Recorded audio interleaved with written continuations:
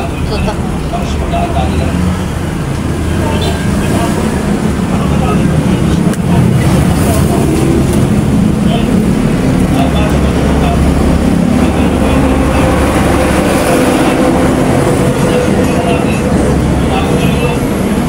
As age of 46, ayan.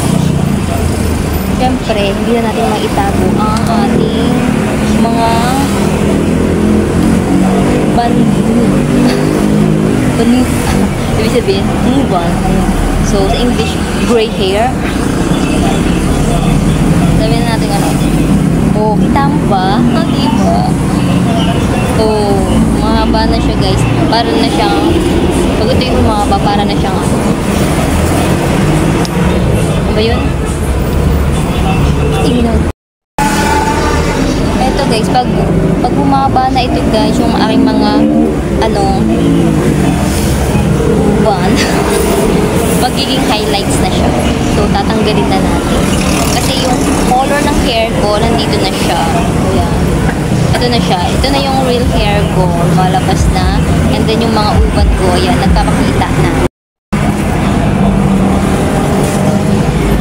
So, as you can see, kaya maingay tayo ngayon. Wala tayo ngayon sa ating mansyon na sa city. City kung saan maingay. And as you can see guys, as age of 46, ayun, makikita na yung ating mga kaubanan. Ayan. Ang ating mga uban is naglalabasan na. Pero maganda pa rin tayo kasi nasa lahi namin yan, ubanin. Ayan. Nasa lahi namin yan, ang mga ubanin. Lalo na yung daddy ko, kasi yung daddy ko diba is Hapon. So, ayan. Diyan ko nakuha yung uban. Nung elementary ako, meron na rin akong white hair. Lalo na nung high school. Siyempre,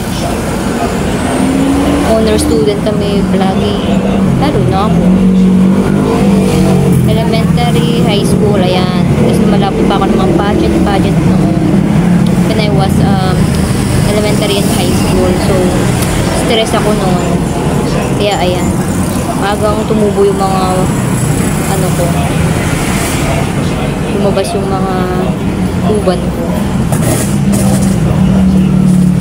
And, nasa lahi din namin yan. Kasi yung mami ko, dami rin yung uban.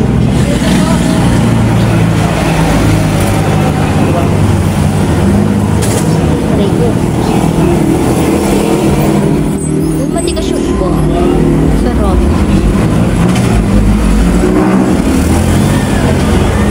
And then my daddy ko naman, diba sa Hapon, may uban din siya.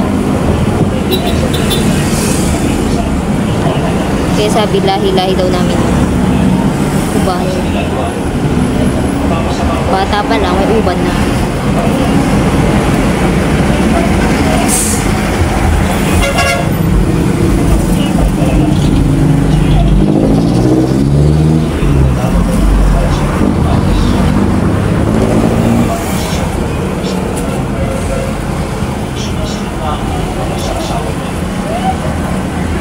Di mabigila.